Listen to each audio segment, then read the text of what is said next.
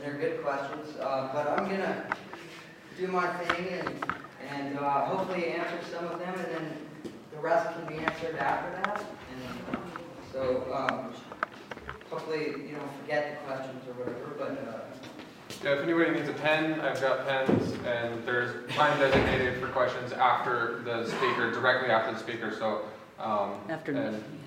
so by all means, feel free after Neil's done to barrage him. Okay, so I will be talking about the new book that came out this February called The Zeitgeist Movement Defined. This 320-page book is available for free online as a PDF download, or you can order it in paperback, on Amazon.com and other stuff, for how much it costs to print and ship only. It's not for profit. And the purpose of this book is to give the reader a detailed and informed understanding of what the train of thought of the Zeitgeist movement is. The format of the book, the text, is a series of essays supported by over 800 footnotes and citations, which source relevant third-party research. This allows the reader to further, look into things further from wherever the information came from, if they want to, learn more. And okay, the contributions of brilliant thinkers and engineers such as Buckminster Fuller, Jacques Fresco, Jeremy Rifkin, Ray Kurzweil, Robert Sapolsky, Nikola Tesla, Carl Sagan, and many more people are quoted and sourced for their work towards improving our world. So what is the train of thought of TZM, or the Zeitgeist Movement? Obviously, I'm only going to give a brief, 20-minute talk, so I'm not going to get into every little aspect of it, but hopefully I can cover a few of the most important points and encourage you to learn more. Put in a real simple sentence, I would say that the TZM seeks to spread information and awareness that our society today is dangerously out of date when it comes to what is possible due to scientific and technical solutions. Mostly societal and ecological sustainability. Simplifying things, the movement's focus can be looked at as in two main parts. First, it's important to understand that the most basic root causes, to understand what the most basic root causes of our problems are today. And the second is to realize actual solutions, mainly the need to transition out of a scarcity-driven, competitive market and into a resource-based economy, or a resource-based economic model. If we really want to understand what the root causes to the problems today are, then we have to look at our economic system and what it was designed to do. This is where the origins of our situation today becomes clear, and root causes to those problems, not just the surface symptoms. The most basic fundamental rules operating at the core of the capitalist economic model are the need for constant growth, scarcity, profits, and competition. These things are important to understand because they are in direct conflict with sustainability and human well-being. Without constant growth, the economic model collapses, as it requires money to constantly be circulating around in the economy. It also requires people to have jobs so that they can buy things in order to keep up consumption rates. One way to think about this is to picture a company which sells, let's say, a toaster, or anything, right? But something that would last 100 years. That company will not have repeat sales and will probably go out of business. After they sell everybody on the planet a toaster, but then they have nothing left to do. So it's in the company's survival interest that they design products which will need to be replaced in a predictable amount of time. This business strategy is no secret, and it's called planned obsolescence. The consequence of this need for growth, the consequences of this need for growth were not considered during the 17th century, when the capitalist ideology was being developed by people like Adam Smith and others. However, now these consequences have become clear when it is pointed out that we happen to live on a finite planet. So capitalism and our money system needs this constant growth. This is no secret, this is economics. And, you know, you need to infinitely grow, and you're on a planet that has limits and stuff. So that's an inherent problem right there. Okay. And also, I would mention that back when capitalism was first being developed by these thinkers in the 17th century, they didn't foresee that could become a problem because they didn't have this massive, technology that we have today and stuff. So it's not. I mean, I don't know whether they were having good intentions or not, but they just couldn't foresee the way things would unfold. And anyways. Nothing can grow forever, and in many ways, the capitalist model operates with the same principles as a cancer cell. Cancer cells themselves lack the ability to stop growing and are blind to the well-being of the organism which they are part of. It is an interesting analogy. Okay, according to a study, and this is by the UN, the excess use. Oh no, this particular one is by anyways, their source information for this, and here we go. Marine Ecology Progress Series, I have the source for it. Anyways, here's a quote. The excess use of the Earth's resources, or overshoot, is possible because resources can be harvested faster than they can be replaced. The cumulative overshoot from the mid-1980s to 2002 resulted in an ecological debt that would require 2.5 Earths to pay.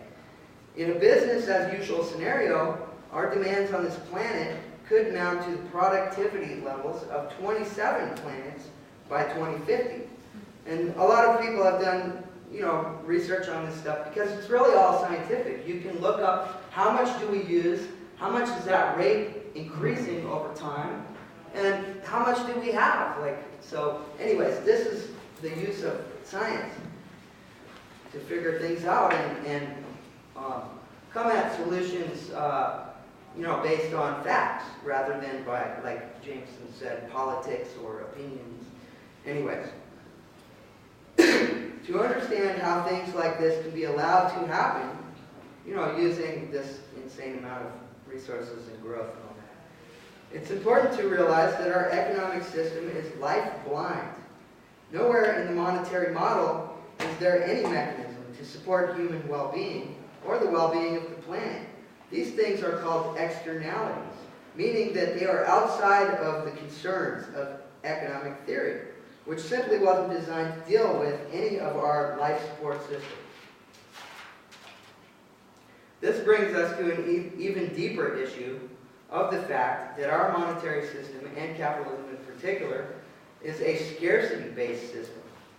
In this system, there is no profit to be made from actually solving problems. Profit and growth can only be made from the repeated servicing of problems, rather than solving them, servicing them.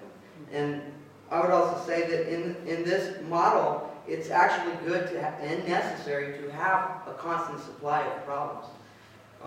A good example of this is the issue of cancer. And there's a lot of, there's many other examples, but let's just pick cancer.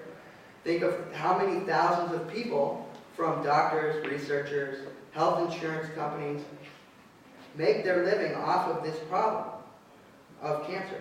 Not to mention drug companies. If cancer were cured tomorrow, what would happen?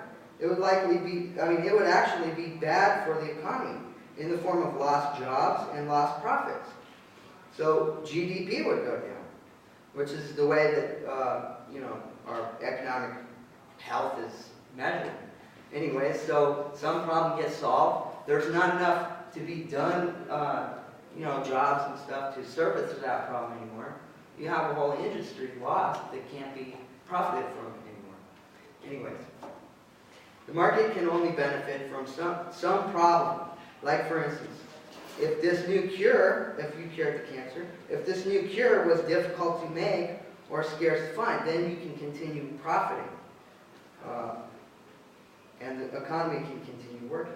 And aside from this example, this is true with actually all areas of our economy. Back to what I said about the products that could be made to last for 100 years. Then people are not buying things and the economy suffers if you don't need to constantly surface some need or problem. So I just think it's a very important point to really think about. If the economy is basically designed that way, then maybe there's something wrong with the economy, the economic model we're using. The monetary system can only continue running with a constant supply of problems to be served. Any real solutions also inhibit growth, employment, consumption, and profits. It is important to realize that these things are not the result of corruption. It's not like these doctors that ontologists or oncologists, I think is what a cancer doctor would be. It's not like they love cancer and they want people to continue being sick so that they have a job. It isn't their choice. It's a structural thing about the system. The organization of society today is, okay, so that was the issue of scarcity and problems. Now, the next issue, competition. The organization of society today is based on multi-level human competition. Nations compete for resources and power. Corporations compete for profits and market share. The average worker competes for jobs and income in order to survive. Living in a society that demands and rewards a competitive mentality has profound psychological effects on the human. The very nature of competition is about having advantage over others for personal gain. Therefore, division and exploitation become commonplace. And, a lot of people like to point out corruption. Like somebody's cheated somebody or gotten too greedy. And they think the system works just fine, but that thing that happened there is corruption. But it's actually the way that the system is designed. I mean, you have to compete. So if you compete a little too much, it's corruption. If you compete less, it's so normal somehow. Anyways, this system of winners and losers supports one economic group or class of people over another, and is in fact a human rights issue. Out of a population of just over 7 billion humans on our planet, it is estimated that 3 billion live in poverty. This is the UN study, the United Nations. 3 billion people live in poverty, and that poverty is measured as less than $2 a day. And over 1 billion of those lack basic nutrition and clean drinking water. So you could, call that starvation if you wanted. Not enough to eat and not clean water to drink. This means that 1 in every 7 humans on this planet are basically starving at starvation levels, and yet most of us don't experience them in our everyday lives. I mean, we might see them on TV and stuff, but I don't see 1 of every 7 of you like starving to death, And this is because the class segregation is on a global scale, not just within each society. But within our own communities, we're surrounded by relative levels of, class hierarchy. So that means, you might know somebody who's like lower down the class system than you, but probably not enough to freak you out. Those people are hidden off in other countries, and there's 1 billion of them, and only 7 billion humans on the planet.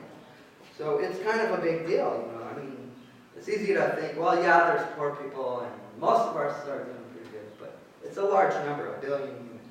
Anyways, However, we usually assume that it is unavoidable and just the way things are. To finish this topic of inequality, I'll mention that this was always a structural part of the capitalist model. Coming back to Adam Smith, in his book, The Wealth of Nations, which is usually considered one of the most important works in the formulation of the basic ideas of capitalism, he states, "Civil government, so far as it is instituted for the security of property, is in reality instituted for the defense of the rich against the poor, or of those who have some property against those who have none at all." So this is the guy that basically was like saying, we should have this thing called capitalism, but it'll deprive these poor people. But that's, we should have it. And I'll also mention this guy Thomas Malthus, which is also one of the most important, thinkers of that time. Also did a lot of work on the idea of population and how society should be structured because of population and similar things. He thought that the poor will continue to reproduce at an exponential rate, and if there wasn't things like starvation and class separation, then these people would just overpopulate and cover the planet. And so these things like starvation and class separations and all the things about the class structure actually keep those poor people from getting their, from them to just, like I said, overpopulate. And the people that are rich are somehow smarter and able to control themselves from the things that back at that time were looked at as sins, like sex and all this. Anyways, so, these are deep running ideas in the structure that we live in. All money is brought into existence through loans coming from central and commercial banks and, the Federal Reserve and stuff. This basic way of making money, of money creation, is a powerful force of economic pressure. And a lot of other things come into play, which are described in detail in the book, like interest and all the things that the Federal Reserve does and all that stuff. Anyways, I can't get into that here, but it's easy to see that this debt system, in the way, I'm sorry, I just read that. This is because the amount of money that's in circulation, the amount of money that exists in the world, is always less than the amount of debt that exists at any given time. It's kind of like a flaw. There's no way, like if we all decided, let's just pay all this money back to these central banks and stuff, so we don't owe them anymore. There's not enough money that exists to do that. So that's kind of like this mathematical flaw in the system, which some benefit from, so they might not complain about that. Anyways, considering all of these negative aspects, I've been talking about a lot of negative things of our present society, especially the competition aspect, which we're forced to ask the question, are humans compatible with a truly sustainable socio-economic system? Or are we doomed to the world we have now due to our genetics? Maybe it's genetic. Maybe we just can't help it. We're going to compete and we're going to try to, exploit each other and stuff. Many people are convinced that competition and irrational behavior are unavoidable due to human nature, and we will always seek to dominate each other. Because of research done by Dr. Robert Sapolsky, Gabor Mate, Steven Pinker, many others, our understanding of human nature is clearly pointing to the fact that our psychology and our sociology, our sociological condition, are directly linked to the environment we inhabit. The common assumption is that we act a certain way because it comes from in us, from our genes. And that's fixed, we can't change that. But because of science and these understandings, it's been realized that a little bit of that's true, but mostly the environment dictates how we're going to act. And this is done because certain genes are triggered or not triggered depending on what kind of environment if you're in a very competitive, cruel environment, the human is going to become like that in order to cope. And, there's also been a lot of work done on how those genes are triggered specifically, like fetuses in the womb can tell, like, is this a stressful environment? And then certain things are triggered to create changes that happen, and they have their effects the whole life long. Now, if you're in a society that wants to collaborate, that cares about you, you're going to come up with an intelligent, collaborative human. And, these things obviously aren't black and white, but they're science behind it. And, this is provable science. And I would say that the environment that we're talking about, it also includes the society itself. That's, you're living in a society, that's your environment. So those things, how that is going to trigger how you're going to end up to be in order to cope with it. Anyways, in the words of Dr. Robert Sapolsky, which is this guy from Stanford University, he says, on a certain level, the nature of our nature is not to be particularly constrained by our nature. In other words, this whole idea of human nature, that there's some fixed way that we are, that's not necessarily true. The way that we are is to not be constrained to some way. Anyway, it's just there's a lot of information about this stuff, and like I said, I'm summarizing this 325-page book, a lot of information, and so this brings us to a conclusion about if you think this stuff is a problem. I mean, if you think that the society we live in is not maybe sustainable, or anyways, this idea of the resource-based economy, becomes something really good to look into. And the basic idea is that we don't need to compete with each other. There's resources and there's needs. People need things, and there's resources and technology to supply those needs. And we don't need this middle thing of people having to prove that they, I deserve to live and others don't and stuff. So, how would this resource-based economy work? The basic idea, without getting crazy in depth about it, because the book does spell it out, how it would work. But the basic idea is that the scientific method shows what's true and what's not. And, it's always being upgraded. We don't know everything. It's not a religion where we say, it's emerging. We know everything, and that's, you can disagree with science, but you have to be able to prove what you disagree with. Anyways, if you orient things on society and the technology that we have is possible, then it's not based on opinions and politics. And some people want to, things get very distorted when people compete with each other. So the basic idea of resource-based economy is that we should have all the resources used for human well-being. And that through science and technology, we can design the things that we do so that it's sustainable, so that we don't pollute because it's cheaper, so that we, don't make crappy merchandise that you have to buy more, to keep the economy running. All these ideas, basically, these problems I'm talking about, it's almost like with the scientific method, the solutions come on their own. And that's why we say that this resource-based economy and these solutions, solutions can be arrived at. They're already there. It's not like we're creating them.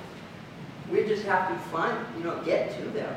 And so they can be arrived at with the scientific method.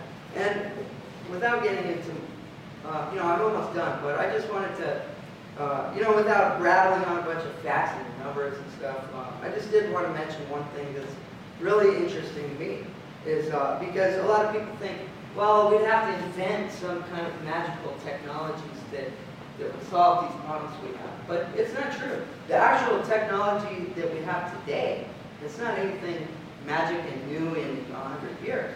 We actually have the technology today to feed everyone on Earth and clothe and house them and support a high standard of living, probably much higher than today, because today it's so wacky with the inefficiency that the market creates.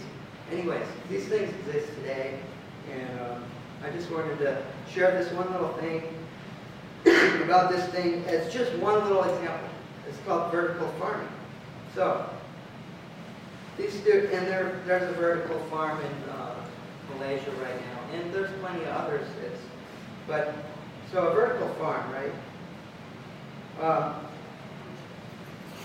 Students at Columbia University determined, they're doing math and stuff to figure this out, math and science, rather than just guessing and stuff. They determined that to feed 50,000 people, a 30-story vertical farm, this kind of technology, it would take, to feed these 50,000 people, it would take a 30-story farm. Okay, so if you take that 30-story farm, which they've calculated takes up 6.4 acres, you can feed 50,000 people. Now, these are based on there are farms that exist, like the one in Singapore, for instance. And so it exists. You can say, how much food does that produce? How much food do people need, for their nutrition and stuff? Anyway, you can calculate that. It's not about guessing and stuff. So I'll just cut it short here by saying, it has been calculated that if you do the math and figure out, okay, how many people do we want to feed? 7.2 billion humans, right? That's how many people are on the planet. You would need about 144,000 vertical farms to feed the whole world, right? It sounds like a lot. That's 921,000 acres of land. Okay, and who cares about trying to remember these numbers, right? But anyways, we use about 38% of the lands of the Earth's surface for agriculture, for the way that we farm now. Farms and, So anyways, if we use that much, all I'm saying is if we use this 38% of the Earth's surface to, instead of how we farm now, just cover it with vertical farms. And it's not like you could do that. You couldn't cover it with vertical farms, but it's to give you an idea of what we're capable of. If you did that, how many people could you feed? Right now, we're definitely not feeding 7.2 billion humans, right? So if you use the same amount of land that we're using now and did it the new way, a more scientific way, you could feed 34 trillion people. And this is just by math. You say, we have this thing that's real, and here's the numbers of it. Let's just multiply that out. 34 trillion humans. We only have 7 billion. So the point in that is not to remember numbers. The point is to realize if we do things scientifically rather than based on money, because people would say, well, we can't afford to feed everyone. We can't afford to do things some more efficient way. The money is in the way of and I'm stumbling, so I'm just going to finish. These type of numbers exist with all kinds of things: energy, transportation, solar energy, all kinds of stuff that it's sustainable. It's not going to destroy our environment, which we're on the path to doing. So anyways, that's my lecture.